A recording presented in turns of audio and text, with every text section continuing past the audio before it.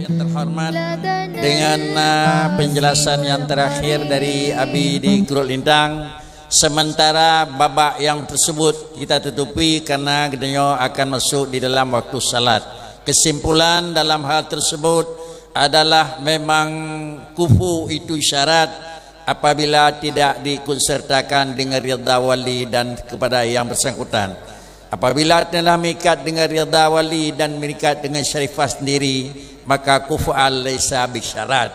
Yang kedua, syarat kufu itu bukan untuk sah menurut bacaan kitab, tetapi syarat kufu itu adalah untuk menjaga derajat.